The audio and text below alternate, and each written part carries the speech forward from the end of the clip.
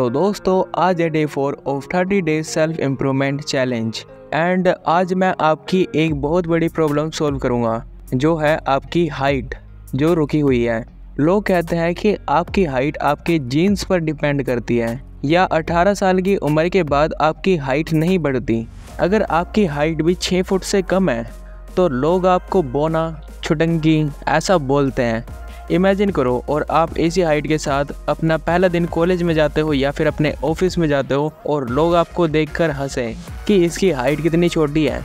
अब ये मत समझने लग जाना कि आपकी हाइट इतनी ज़्यादा छोटी है, क्योंकि 5-10 तो नॉर्मल है, बट अगर आपको अट्रैक्टिव दिखना है तो आपकी हाइट 6 फुट से ज़्यादा तो होनी चाहिए, क्योंकि आप जो मॉडल्स देखते हो उनकी भी हाइट मिनिमम 6 फुट होती है।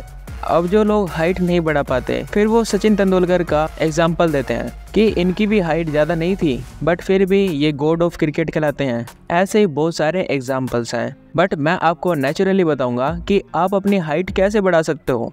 तो चलिए वीडियो को शुरू करते हैं। तो नमस्ते दोस्तों, सबसे पहले ये समझना ज़रूरी है कि हाइट काफ़ी हद तक जेनेटिक्स पर डिपेंड करती है और ये बात आधी सच भी है।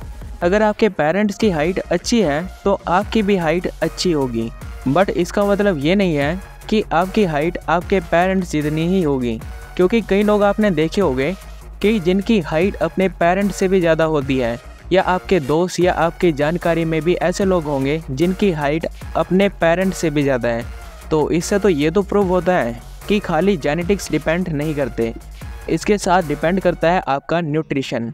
न्यूट्रिशन भी हाइट बढ़ाने में एक की रोल प्ले करता है। आपको अपने डाइट में इंक्लूड करना चाहिए प्रोटीन। अब देखो, हम वेजिटेरियन हैं तो मैं आपको सजेस्ट करूंगा कि आप सोयाबीन और चना जैसे हाई प्रोटीन वाली चीज़ें ले सकते हो। Number 2 is calcium. अब कैल्शियम क्यों ज़रूरत है? क्योंकि जो हमारी बोन्स हैं वो मैक्सिमम कैल्शियम से बनी होती हैं, एंड जितना ज़्यादा आपकी बॉडी में कैल्शियम होगा उतना आपका ग्रोथ हार्मोन बढ़ेगा एंड आपकी हाइट भी बढ़ेगी। इसमें आप खा सकते हो मिल्क, चीज़ या अदर चीज़ें जिससे आपको कैल्शियम मिलता है। Number 3 is vitamin. Vitamin D और विटामिन ए भी बहुत ज़रूरी है, जो आपको फ्रूट, वेजिटेबल्स और सनलाइट से मिल जाएगा। इन न्यूट्रिशन फूड को अपनी डाइट में शामिल करके आप हाइट को नेचुरली बूस्ट कर सकते हो। अब सिर्फ खाने से काम चलेगा? बिल्कुल भी नहीं, आपको साथ में करनी पड़ेगी एक्सरसाइज और पोस्चर भी हाइट बढ़ाने में मददगार हो सकते हैं। कुछ इफ़ेक्टिव एक्सरसाइज मैं आपको बता देता हूँ, जैसे कि नंबर 1 स्ट्रेचिंग।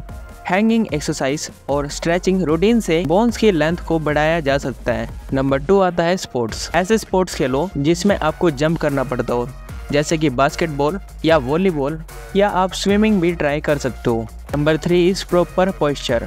अब कई लोगों का बैठने का तरीका भी बेकार होता है और खड़े होने का भी। वो ऐसे कमर झुका कर रखते हैं जिसके कारण उनका पोस्चर सही नहीं होता और उनकी हाइट नहीं बढ़ पाती।